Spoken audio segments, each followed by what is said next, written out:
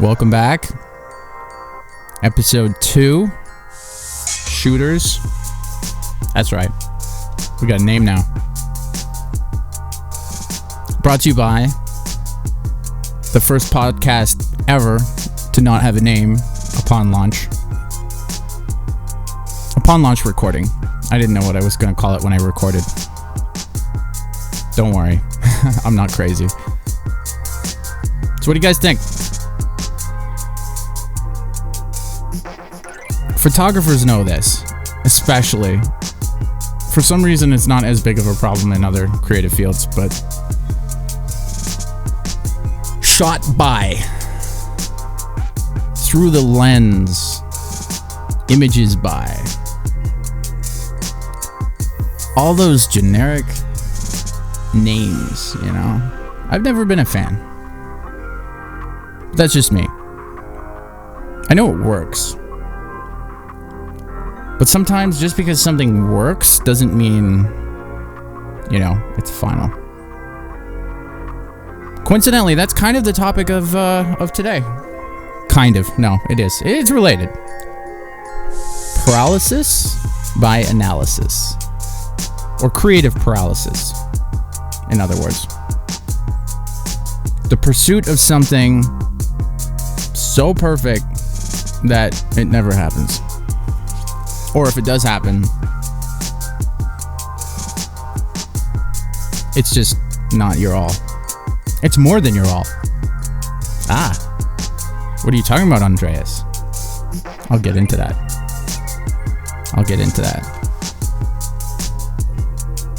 Also like to point out, this time around, we are on YouTube. We're a video podcast now. Some folks told me, oh, I don't have Spotify. How do I view your podcast or listen to it? Yes, there are people that don't have Spotify in 2020, especially in 2020. You guys are supposed to have a lot of you time at home. I did a lot of audiobook listens and podcasting and all that. But yeah, we're on YouTube. Check us out. Check me out, I guess, for now. I'm going to be doing some interviews shortly, but until then, we're doing episode 2. Just you and me and a microphone. So here's the thing. Here's the deal. Creative paralysis. What on earth am I talking about? Well, have you ever thought of a way to create something that you really wanted to do? The drive was there. It's not like, you know, creative block. It's unblocked. So you're all there creatively speaking, and you just can't decide how to go about doing it.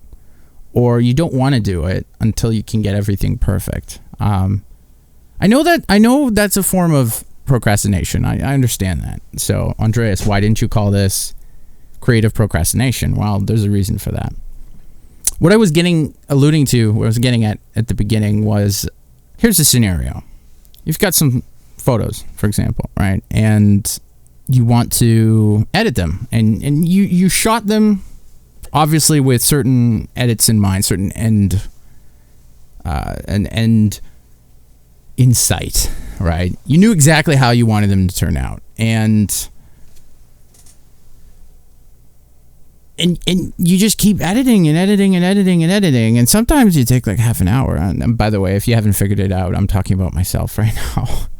Yes, that's happened to me a lot, and even after like half an hour, you've got like 3 or 4 different versions, sometimes like half a dozen, and none of them are quite what you want, right? And the more you go at it, the more you try to get to that final stage that you just, for some reason, can't reach,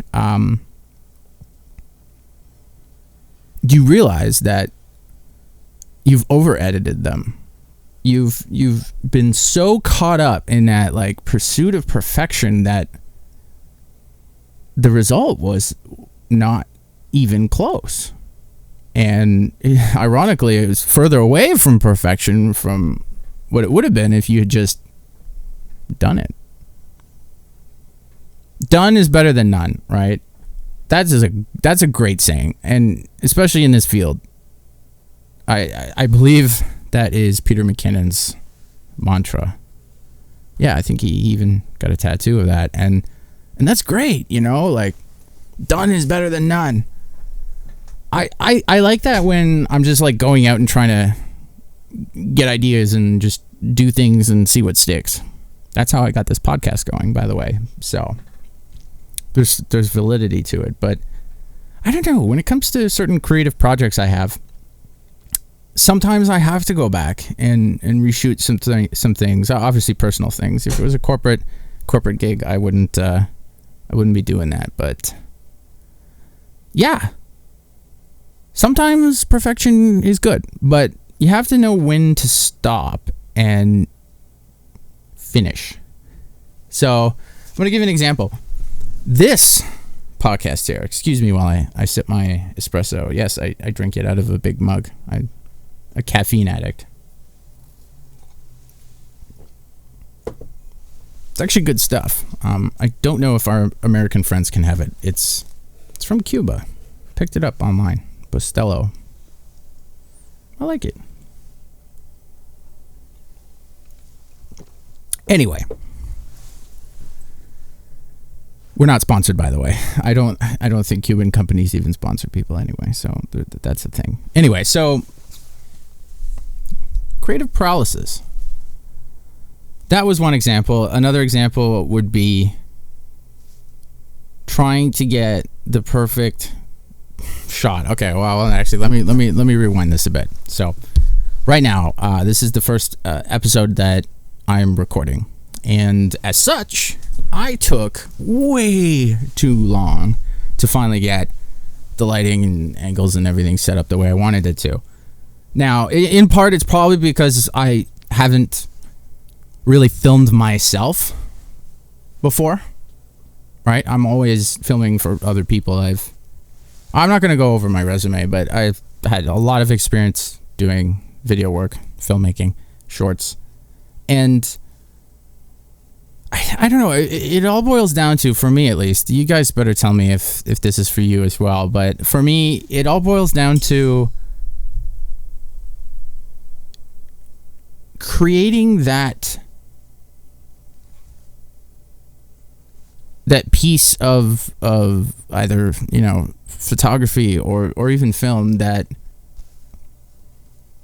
exudes the emotion that I'm intending for it to, or that I'm feeling. So one of the big reasons why I shoot a lot at night is I'm probably nocturnal, probably because I'm drinking too much caffeine, right? So I can't sleep. But all jokes aside, it's something about the nighttime. It's usually a lot more quieter. It's calmer, and the light is like selective. I always call it selective lighting or directional lighting, and somebody will probably point out, hey Andreas, that's flash, or continuous lighting or something like that, and they're right, that's technically what that is. But I like that aspect of street photography specifically, where you're given some very difficult parameters and you have to operate within them. And I guess I'm crazy because I want to up that and say, okay, well, let's do this at night. The other day there was a beautiful, beautiful sunset here in the Greater Toronto area, and wow. My window, I actually thought there were like brake lights or something outside. It was like pink through the window. And a lot of photographers took amazing shots that night, that evening. I didn't. It didn't really do. Okay, so, I mean, anybody who follows me on Instagram, for example, knows that there's a specific style I always shoot in, and I love to break away from styles every once in a while and just do things differently. But I don't think sunsets are different. think everyone shoots that.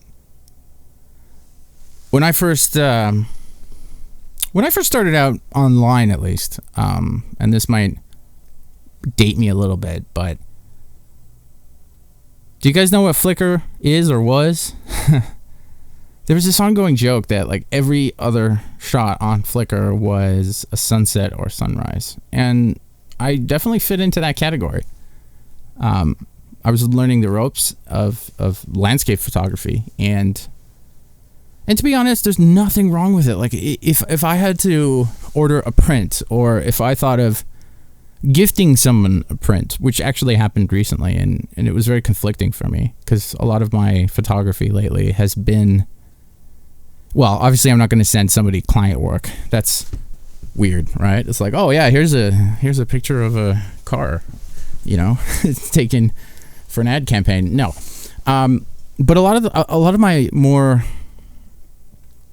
let's just say, universal content photography has been like street photography of like silhouettes and people and interactions at night in public. And I've been working very hard actually to document the current pandemic. And I am possibly exploring the options of a book on the subject, street photography during COVID-19. Yeah, I said it. COVID-19. I know this is going up on YouTube, so I'm probably going to get one of those banners on the bottom saying like, oh, visit this link for the government's info on. And I don't want to get into like politics or any of that stuff. Just because not that I don't care. It's should be fairly obvious what people should and shouldn't do during all this. So yeah, I'm working on documenting 2020. And if I can put enough together to publish a book, I will. It's something I wanted to do through all this, and I feel like, as I mentioned in the last podcast, it's definitely a year that people are going to remember and talk about. And I notice when I'm out shooting during the day, I see a lot of people with cameras. I guess I'm just blessed to live in a city where the photography community is so strong and thriving, and for that I'm super grateful. It's at night where I start to see a difference. Often I'm the only person with a camera, and it's a shame. So if anybody is listening to this and lives, in the Toronto area, hit me up if you're interested in doing some night shooting. I might do a video tutorial on tips and things for shooting in low light and at night. It's not really a podcast topic though. You know what it is? Creative paralysis. Yeah. So yeah, here's my flow. I'll open up a folder of shots I need to edit. And, backlog or not, I have to edit. Every photographer does. And sometimes I enjoy it. Sometimes I do. And sometimes it's just like the last thing on my mind. But actually, let me rewind a bit.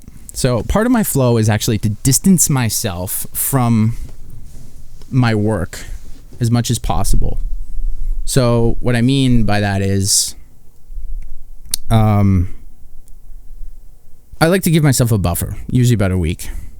And in that time, it allows me to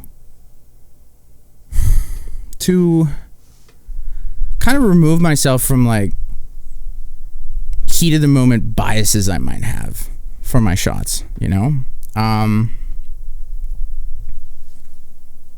For example, let's say I just had a amazing night out and it was foggy. I love shooting in the fog at night, especially. It's amazing. If you guys get the opportunity to do it, you'll love it. And yeah, here we don't get a lot of fog, so maybe that's why I'm more excited about it than most people. I bet you people on the East Coast are like, like on the ocean. they're like, oh, why? It's always foggy. Well, to that I say, you're lucky and you have no idea how good you have it. Trust me. To be honest, in the summer when the weather's amazing, or when the temperature's amazing, because I do live in Canada, and up here, especially this time of year, it can get cold. And yeah, I mean, I still shoot in the cold. I love shooting in the snow, but in the summer, it doesn't rain much here. I was having a conversation with somebody out in Montreal, and they were saying how it's always raining. And I said, oh man, I kind of wish it was here too, because I don't know, I really like the reflections and like everyone with umbrellas.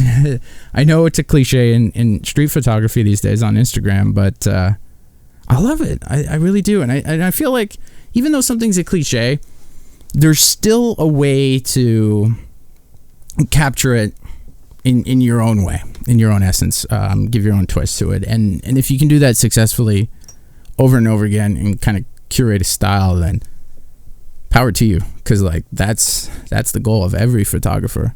I've been doing this for over a decade, and I'm still searching for that like elusive style, right? Oh, he has this style. This photographer shoots in this style. Every time I hear that, I tell people, and they're full of it, because there are some photographers that have a lifetime of work under their belt and experience, and they legitimately have a style, and they don't believe it because they know themselves and their work more than anyone else, and they know that maybe it's not a style.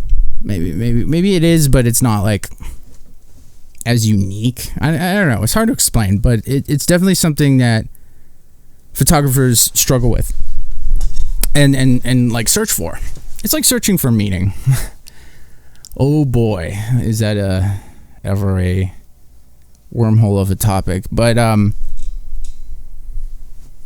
yeah, so here's the flow. I like to space out about a week away from all this, and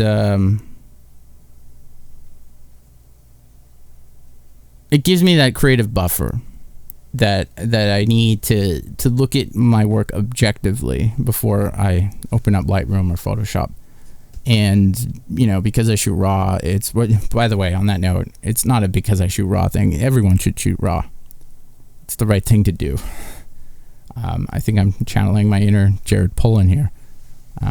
Shout out to anyone who knows who that guy is. He's like one of the OGs of YouTube photography channels, way before Pete McKinnon came onto the scene. Man, he like killed it. He just came out of nowhere. Good for him, man. Maybe I was gonna say maybe it's a coffee thing, because like he seems to know his stuff about coffee, but I think it's a Canadian thing. Excuse me while I have a sip of my espresso, but no, it's actually a fun fact. There are more coffee shops per person per capita in Canada than I believe any other country in the world. It's weird. Because, well, here's why it's weird. Because I know a lot of people are like, oh yeah, it's a country with lots of coffee. But I mean, you guys have seen a map. We all live in the bottom part. So they're literally like, 3 blocks away from me. There's an intersection with the same coffee shop, one on one corner and another on the other, and it's the same coffee shop, same chain. So people going one way can stop, and people going the other way can stop. And the crazy thing about it is there's a lineup every morning to get your coffee at both of them. So yeah, creative paralysis. Yeah, so I take about a week. I've got my buffer, and I look at my shots, and a week gives me enough time to distance myself and kind of objectively edit. And it's actually saved me a bunch of times. Sometimes I'll go, and as I mentioned, if I have like 6 different edits of the same shot, I'll put a pause on that. I'll say, okay, well, you know what? I'm going to come back to these edits in a week extra. So I tack on weeks. And I feel like it's okay. A lot of people like to post things right away or in chronological order. And I get that. I totally do. I just don't, because it just, I don't know. I do want to say this, though, and I caught myself this week, and this is where I got the idea for the podcast this week, is I caught myself not doing anything creative in terms of releasing my stuff, publishing, printing even. And that's a problem. And here's the reason. I kept tacking on those weeks, and, you know, on top of all the edits, and I see them, and I'm like, oh, you know what, I'll open up an editor on my phone, or I'll open up an editor on my laptop. It's a different color screen. I calibrated it differently, and it's just nothing was posted. And by the way, I apologize for the context of posting. I know this is I don't know how common that vernacular is outside of the photography community, just because of the massive popularity of Instagram. But I've gotten the majority of my work through Instagram. So if I refer to posting as a photo is done and I'm publishing it, then that's what I'm talking about. But yeah, it's happened with other things outside of photography, though. I was starting to get to a point where I was going to mention it, and I don't know, I went on a tangent. But to be honest, okay, so I don't know about you guys, but I don't want to make these scripted. Okay, the last one wasn't scripted. It was slightly more scripted in the sense that I was re-recording parts that I didn't like and then edited it together. But none of it was scripted to begin with. I just spliced unscripted elements together to create something that I hope you guys enjoyed. And now that I'm doing the video on these, it's more of a one-take deal. So I just want consistency, and I don't want to script anything. I want to avoid that. As a stills photographer and somebody who shot a lot of film work, I want to say like video work. Film work is what I meant. I started shooting film again, first time in a long time, but I'll get to that later. So yeah,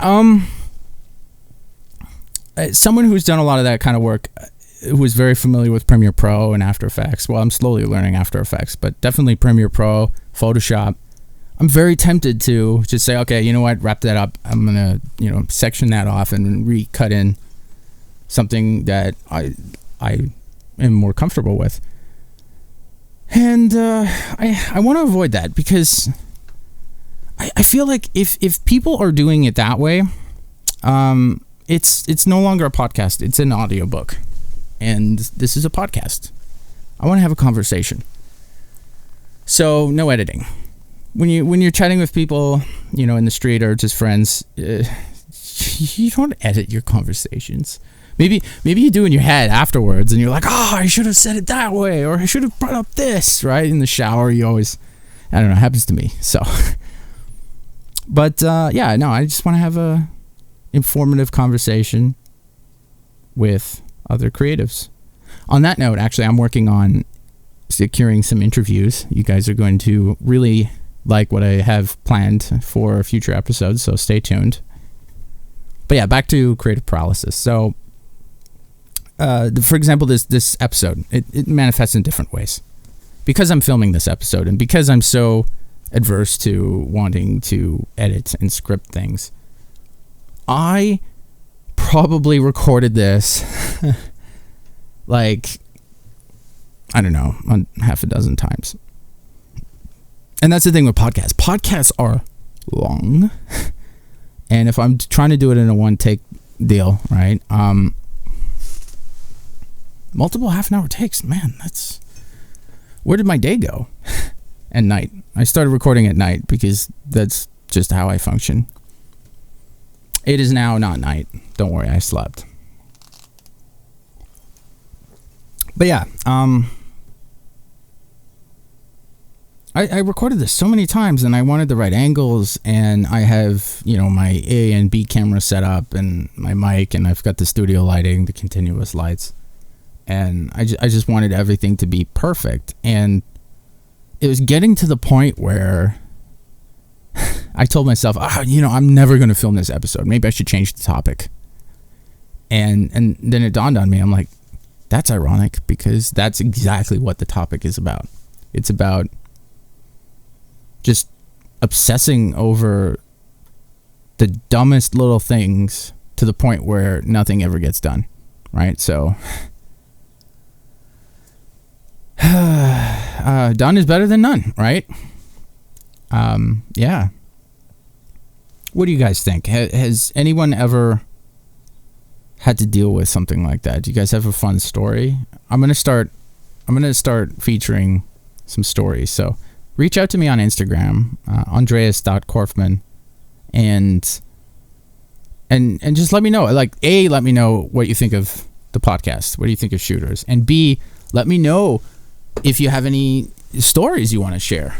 I'd love to interview people. I love learning from photographers and fellow creators. Always. So hit me up. But yeah, this has been Creative Paralysis. Paralysis by analysis. Peace out, guys. Peace out.